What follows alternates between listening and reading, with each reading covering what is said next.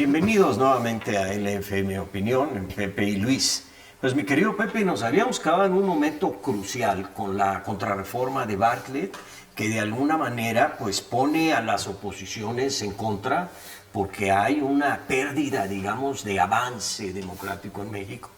Pero por otro lado tenemos un gobierno que llega cuestionado democráticamente por una elección, o más que por una elección, por un problema del conteo, ni siquiera del conteo, de un sistema que nunca funcionó, un sistema de resultados preliminares que no existía en la ley, que nunca funcionó, que no es el momento de hablarlo, sin duda alguna, pero que pone, por un lado, a las oposiciones en contra del gobierno y, por otro lado, al gobierno en la necesidad de generar una legitimidad, un consenso y algún distractor, además, que le permita tomar posesión del poder, ¿no?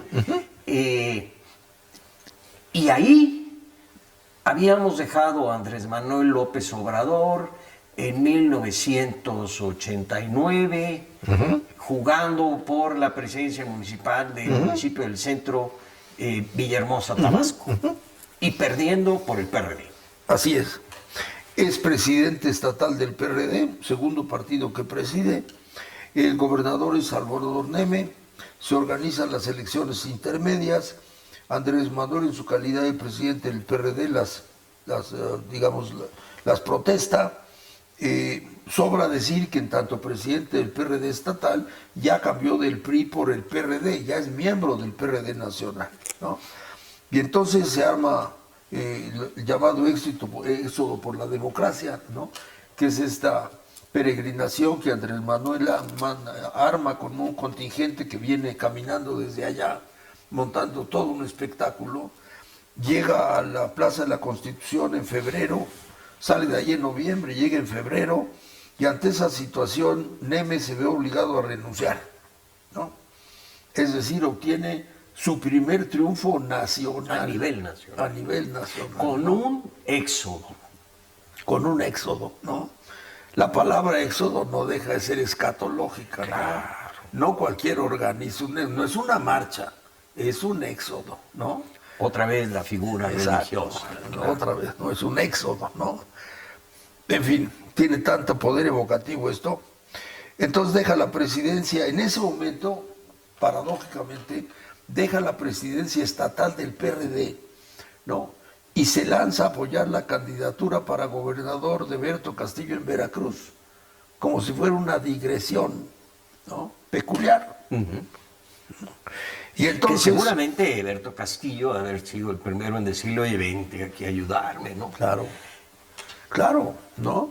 Tenemos un activista de 24 horas que además escribe libros, organiza éxodos, tira gobernadores, ya tiene 2 hijos y libros. Sí. No. Pero además, pues consigue financiamiento. Hombre. Con los plantones que viene a hacerle a Manuel Camacho. Hombre. Y ahí empieza esa historia, ¿no? De los sobres amarillos. Porque ya estamos en la gestión de Carlos Salinas, y a partir de ahí yo he sostenido, y es público y notorio, que 5 presidentes de una u otra manera lo permitieron, lo prohijaron, lo apoyaron, lo secundaron. Y ahí cabe la pregunta, habría que entrevistar a cada uno de los 5 y preguntarles por la racionalidad de esa actitud, que sin duda alguna de haber tenido, ¿no? Pues vamos, sin duda. Vamos echándonos sin duda, ¿no? Sin duda. Vamos echándonos la tarea, vamos a buscarlos, ¿por qué? Pues sí. ¿Por qué Porque no además ¿no? hoy en día las evidencias son manifiestas, ¿no? Son inocultables. Pero bueno, entonces Neme cae y llega como gobernador sustituto Gurría Ordóñez, ¿no? 1994, Andrés Manuel tiene 41 años, ¿no? Y entonces, en ese momento busca por otra vez la candidatura, ahora por el PRD, y lo postula, ¿no? Gurría Ordóñez termina el interinato, y entonces quien obtiene el triunfo es Madrazo, y evidentemente Andrés Manuel, en calidad de candidato perdedor, organiza una manifestación airada. Y ya no es un éxito para la democracia, sino ahora se llama Caravana por la Democracia.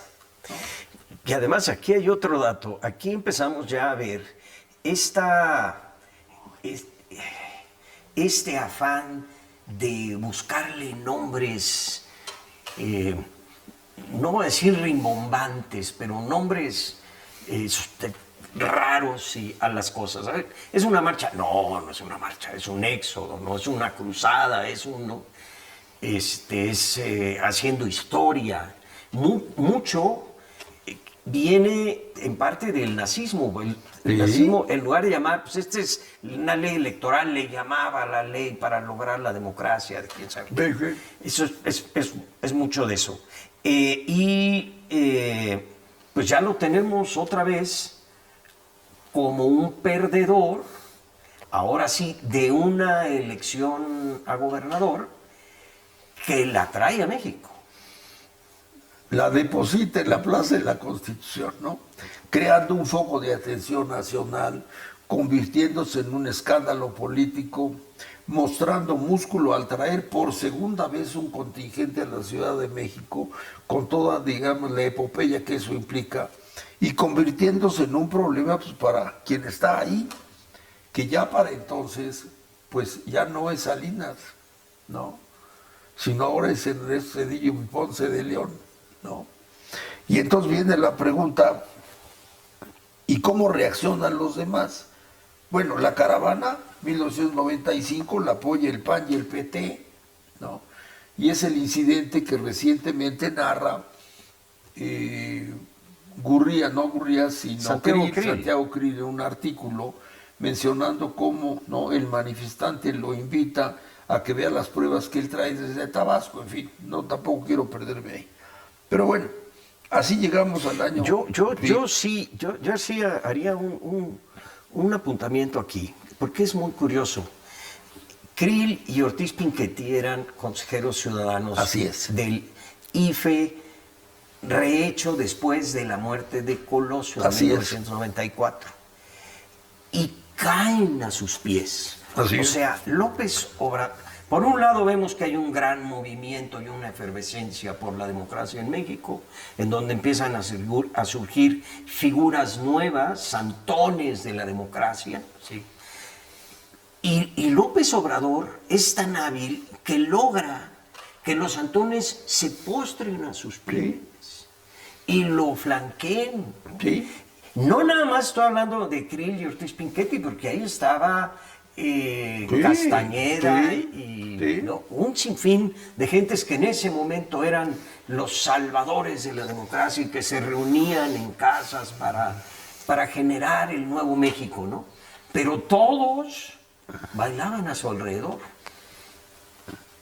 La crisis del 88 da pábulo, ¿no?, a esta efervescencia, ¿no?, de tenemos que hacer renacer el sistema político mexicano. Es una tarea de la mayor importancia y de la mayor urgencia. Y obviamente a eso, ¿no?, le apuestan muchas gentes como una empresa, como una cruzada. Y aquello adquiere carácter de cruzada. Entonces hay una competencia, digamos así, entre todos los apóstolos de la democracia. Por supuesto Andrés Manuel, ¿no?, pues se incorpora en la nómina. Yo soy un apóstol de la democracia y puedo aducir como pruebas, ¿no? Pues yo confié en un PRI que me traicionó, ¿no? Y por eso me integré a una fuerza de izquierda y ahí estoy. Y además soy un PRD activo, ¿no? Yo he organizado un éxodo para, digamos, sancionar abusos del gobierno local. Y ahora, ante la segunda elección fraudulenta, organizo una caravana, ¿no? Entonces me distingo por mi activismo, por mi discurso, por mi belicosidad. Y eso concita la admiración, digámoslo así, o por lo menos la solidaridad de personajes y grupos, ¿no? Alianza Democrática, el Grupo San Ángel, ¿no? Entonces se crea... El Grupo Galileo. Exacto, ¿no? Se crea una cruzada por la democracia, de allá aparece una nómina de apóstoles, ¿no? Y yo empiezo, digamos, me atrevo a decir que él desde entonces ambicionó, ¿no?, convertirse en el apóstol de apóstoles, ¿no? Y finalmente lo logró, porque él acaba acusando a todos los demás de cómplices, ¿no? Y finalmente él es el único consistente con la cruzada original. En el camino todos se dieron, ¿no? El PRI, que ya estaba corrompido, pues ahí lo tienen, por eso lo dejé, ¿no? El PAN, que yo siempre le vi corrupto, ¿no? Pues ahí está la prueba, ¿no? El PRD, en el que yo confié, pues también se vendió, ¿no? Entonces, ¿quién queda? Pues yo. Claro. ¿No? Pero el hecho es que entonces estamos en el año 95, su caravana por la democracia, y ahí el activismo es bloquear los pozos de Pemex, ¿no? Tabasco es un emporio petrolero, de tal manera que bloquear los pozos es una noticia segura y sin duda una problemática para de para seguridad estatal nacional, ¿no? claro. Lo cual seguramente atrajo la atención del entonces presidente Zedillo y aquellas averiguaciones en contra que tú has mencionado en algunos de tus artículos, ¿no? En el régimen de Zedillo, pues esto eran circunstancias irregulares que merecían una averiguación que desembocara en un proceso. Claro. Pero hay otro dato también interesante aquí.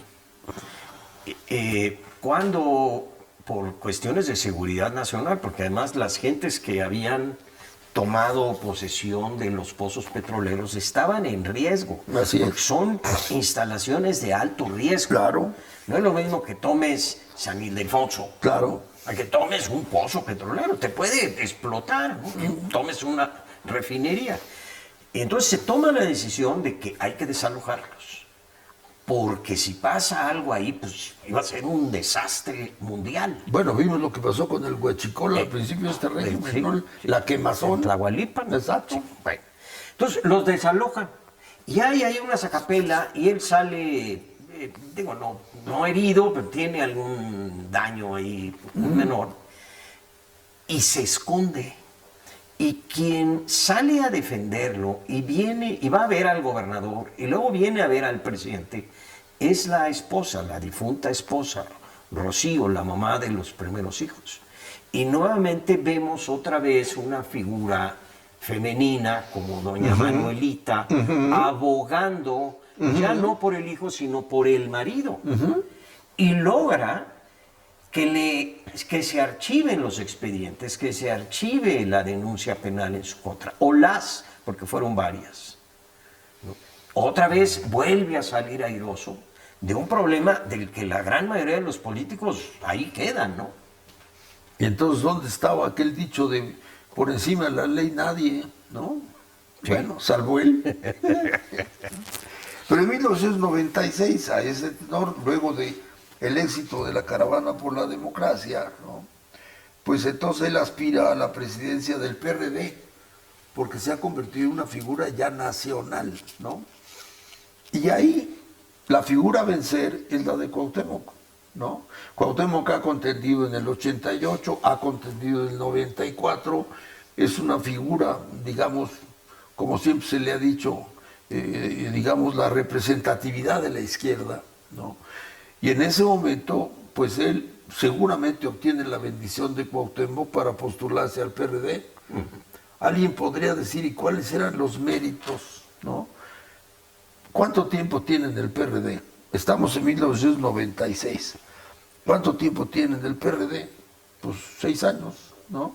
Y presidente del PRD. Bueno, Cuauhtémoc tenía menos, sí, pero Cuauhtémoc fue el que articuló la creación del PRD. Claro. El presidente fundador, ¿no? Pero bueno. Y había otra figura ahí. Así es. ¿No? Estaba Porfirio. Así es. Y entonces, ¿no? Sí. Salto mortal. Sí. Entonces, él es presidente del PRD. Pero fíjate qué curioso porque ahí él, digamos, de alguna manera le gana a Porfirio. Así es. Y sin embargo, Porfirio termina diciendo primero es el presidente del Congreso cuando él toma Así posesión, pero luego dice que vio una transfiguración casi eucarística. Así es. Esas fueron sus palabras. Él le dice a quien lo entrevista que en el momento en que Andrés Manuel toma posesión y él pone en sus manos la banda para que él se la imponga, experimenta esta sensación de una transfiguración a Andrés Manuel. Una transfiguración laica, dijo. Hay muchos elementos que ya recapitularemos, ¿no?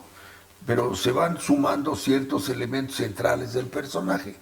Bueno, y entonces ya presidente del PRD, Cuauhtémoc, que ha perdido las elecciones del 88, del 94, se postula para la jefatura de gobierno, ¿no? En 97 y gana, y no solo gana, sino el PRD gana también la mayoría de la asamblea. Es un presidente perredista exitoso, ¿no? Ha logrado conquistar en la persona de Cuauhtémoc la regencia de la ciudad, ahora convertida en jefatura de gobierno. Y ha logrado, ¿no?, la mayoría en el Congreso local. Pues es un presidente con 2 triunfos más que notorios, ¿no? Y entonces ya estamos en 97, pero entonces lo que pasa, ¿no?, es que Madrazo prosigue, ha tomado un compás de espera para postularse a la presidencia, no lo logra y entonces regresa a la gubernatura, ¿no? Y ya estamos en 1999, ¿no? Y entonces en medio de todo aquello, bueno, hay un elemento importante, no solamente ganar la regencia o la jefatura de gobierno y la mayoría en la Cámara, sino ganan las gubernaturas de Tlaxcala, Zacatecas, Baja California Sur y Nayarit, ¿no? De un solo plumazo. Es un éxito rotundo, rotundo, ¿no? De tal manera que se cuelga. El PAN le llevaron decenas de años. Así es. Lograr esos triunfos, y estos en unos cuantos años, ¿no? Así es. Son méritos indiscutibles, nadie puede disputarle esto, ¿no? Pues en medio de aquella actividad publica su 5º libro. Digo, mi admiración no cesa, ¿no? ¿A qué horas? Bueno, eso también sería materia de preguntarle a qué horas se escribía, ¿no? A mí no me deja dar curiosidad. Debe tener dotes peculiares para hacerlo, ¿no? Va llegando el año 2000 y entonces Cuauhtémoc solicita licencia para separarse y contender a una tercera, y quien lo sustituye en el gobierno es la ciudad de Rosario Robles, ¿no? En Tabasco hay un nuevo gobernador que es muy efímero, y luego hay el final de Madrazo, que ya lo hemos notado, y luego viene con un tropiezo previo la gobernatura de Andrade Díaz, ¿no? Para entonces... y ahí logran ellos también algo inusitado y absurdo. Es decir, impugnan la elección de Andrade Díaz y hablan de un fraude absoluto, total, ¿no?, en todo. Y alegan principalmente que se usaron tiempos en radio y televisión del gobierno. Ese fue el argumento, el agravio central. Y yo hablaba con el presidente del Tribunal Electoral de aquel entonces, el maestro de la PESA, y me decía: mire, Luis, nos mandaron como 10 camiones llenos de cassettes de radio y de videocassettes, no había todavía CDs. ¿Sí? Entonces, pues ahí hay 60 cajas de radio de tal estación, 60 cajas de otra estación, 60 de otra, y 150 cajas de videocassettes. Y luego, ¿qué quieren probar con esto? Tú, cuando generalmente presentas una prueba, dices: yo adminiculo esta prueba con tal agravio, y esta prueba acredita que sucedió esto en tal forma, modo y lugar, ¿no? Bueno, entonces la prueba A con esta, ¿no? Con este agravio, ¿no? Pero ahí agarraron y dijeron: ahí te van 10 camiones llenos de pruebas. Oye, ¿y qué prueba? Pues no sé, búscalos. ¿Pero en dónde busco? No, pues checa todo. No había capacidad en ningún tribunal del mundo, ¿sí?, para las horas que se requerían para escuchar, a ver qué encontraban. ¿Sí? Pero lo peor es que el tribunal, con la presión del PRD, inventó algo que se llama la causal abstracta. Cuando un principio de la materia electoral, principio constitucional, es la objetividad. Claro. Entonces, tienes que objetivamente probar, pero decir, vamos a anular la elección porque el fraude fue tan grande que no hay manera de objetivarlo en la realidad, y entonces va a ser una causal abstracta, y lo logran, y tumban una gobernatura. Fue necesario, muchos años después, llevar esto al Congreso y prohibir la causal abstracta, ¿no? Es decir, oye, ¿por qué te metieron a la cárcel? No, porque fue un crimen abstracto. ¿Por qué? Pues nunca apareció el muerto. Es Claro. más, nadie sabe si algún día vivió, Claro. pero me lo cargaron, ¿no? Bueno, perdón, pero es otro gran logro de este señor. Y si me permites, yo creo que esto trae consigo una semilla, ¿no? Que es la capacidad de producir noticias, ¿no? Presentar cajas y cajas y cajas, pues es noticia, ¿no? Y diableros que lleven las cajas y escándalos, de ahí están las cajas, ¿no? Y traes un éxodo de Tabasco, ¿no? Con todo lo que implica la aventura y la epopeya de dormir en la carretera, arrostrar los peligros de que los atropellen, ¿no? Una capacidad escénica impresionante, ¿no? Lo cual prueba, pues, esta característica muy de él, ¿no? La capacidad que tiene, ¿no? Dada su excitabilidad permanente y su hiperactividad, ¿no? De generar noticia, ¿no? No cesa, ¿no? Él tiene que tener una noticia permanente y la capacidad para crear noticias que llamen la atención, cosa que nadie le ha disputado, no está en duda, ¿no? Como no está en duda que lleva tantos libros publicados, ¿no? Nada más lo subrayo porque vamos aunando los factores. Es decir, es un personaje peculiar, ¿no? Escribe libros, crea noticias, Gana elecciones. produce escándalos, Tumba gobernadores. desafía, tumba gobernadores, de alguna manera involucra presidentes de la República en que lo secunden, le retiran averiguaciones, le autorizan el registro de una candidatura. Bueno, pues casi niño Dios, ¿no? O sea, produce milagros, de verdad produce milagros, ¿no? Bueno, para entonces, pues es el año 2000, y entonces, pues, el compañero Andrés Manuel, ¿no? Aspira a ser el jefe de gobierno de la ciudad, ¿no? Ahora ya es candidato para el gobierno de la Ciudad de México, ¿no? Tiene 48 años, 47 años, ¿no? Y resulta triunfador. ¿Quieres más noticia? Sí.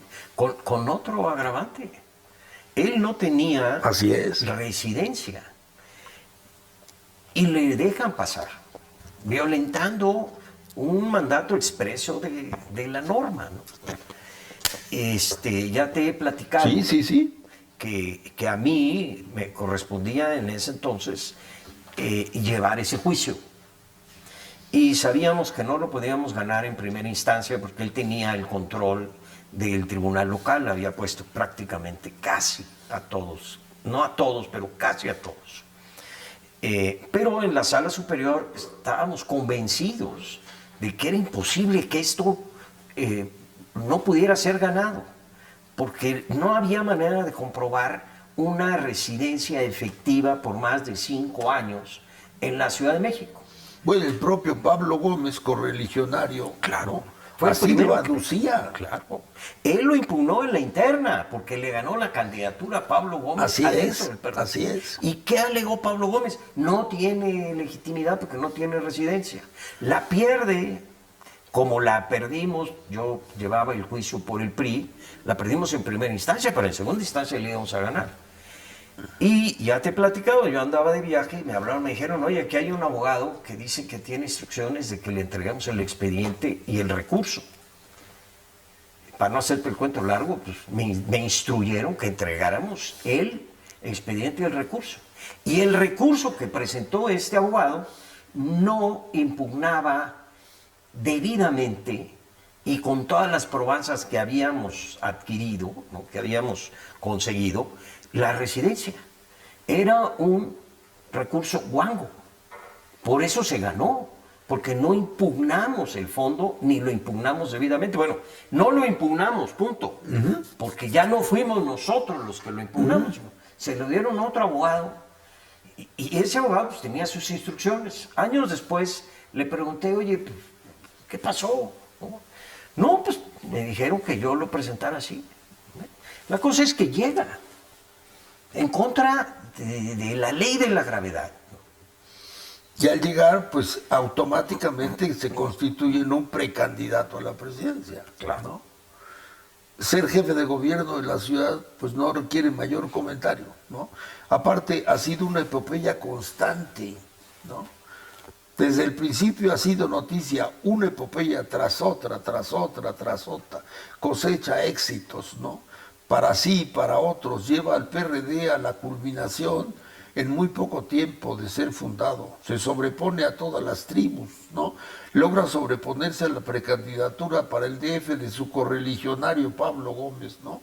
Es imbatible, ¿no?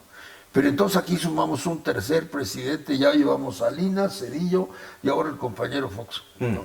El compañero Fox dice y anuncia que él no va a permitir que llegue, ¿no? Entonces interpone el juicio de procedencia, ¿no? El llamado escándalo del desafuero, ¿no? Tú conoces mucho más de eso. El hecho es que logra llevar este juicio adelante y prácticamente obtiene lo que busca. Y entonces la pregunta es, ¿y entonces qué pasó con el desafuero? ¿No? ¿Qué pasó con Fox? No, que no lo iba a permitir y para ello instrumentó un procedimiento en donde involucró a la Cámara, a la Corte, todo, ¿no? Y recorrió todo el camino y pagó todos los costos. Todo.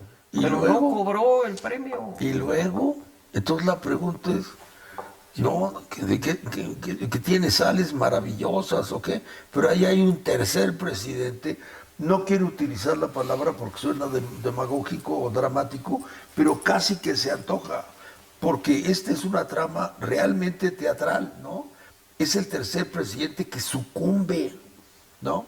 Lo enfrenta en una cruzada y el presidente Fox, el grandote de las cananas, sucumbe. Recula. Con lo cual le hace la mejor de las campañas políticas para la candidatura, ¿no?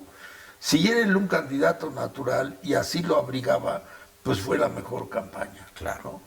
Y aquí también vimos, ya empezamos a ver, por primera vez lo vemos en un cargo de elección pública a nivel nacional y nos empieza a mostrar su modo personal de gobernar. Así es. Inaugura las mañaneras. Así es. ¿No? Y le roba la agenda política al presidente de la República. Así es. Y una vez más, ¿no? ¿Cuál es su recurso? Pues sin duda tiene una capacidad histriónica enorme, ¿no? Es un gran actor, ¿no?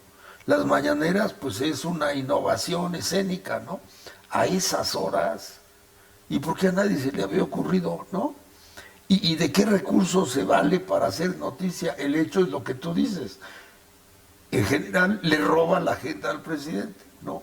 Un presidente entrón, ¿no? Un presidente valiente, valeroso, que no se deja de nadie, acusa botas, pues se lo comió, ¿sí? ¿No? Se lo comió. Y entonces viene la elección y obviamente, pues todos recordamos, ¿no? Él invoca el haber sido objeto de un fraude y decide que eso no se va a quedar así, ¿no? Y ocupa nada menos que el Paseo de la Reforma, ¿no? La avenida más famosa del país, ¿no? La centenaria avenida de la Emperatriz Carlota. Pues ahí instala sus tiendas. Y uno dice, ¿pero cómo? Pues sí, ¿no? Claro, si lo vemos desde un lado, por supuesto que este atrevimiento, esta osadía, pues por supuesto que genera admiración de muchos, ¿no? Y odio de muchos otros. Pues sí, para muchos otros, ¿no? Pues es de admirar, se atreve a lo que nadie se ha atrevido. Y nadie lo levantó. Y para otros es, pero ¿cómo? ¿No? Eso es intolerable. Y una vez más se repite lo que estaba presente desde niño, ¿no? Esa hiperactividad polariza, ¿no? A unos seduce y enamora, y a otros lo hacen insoportable. Pues sí. Pero él saca raja de ese dividir, ¿no? Porque hace que unos se enfrenten a otros, y entonces neutraliza y él reina. Claro. Pues se nos ha acabado, se nos fue volando. Se nos ha acabado, vamos a dejar a López Obrador en su plantón en Reforma. Y si te parece, seguimos en el próximo episodio. Sale muy bien. Muchas Claro gracias, que sí. muy amable por su atención. Gracias, Pepe. Gracias a ti. Y nos vemos en el próximo episodio de Pepe y Luis diseccionando a López Obrador en LFN Opinión. Sean ustedes muy felices. Gracias.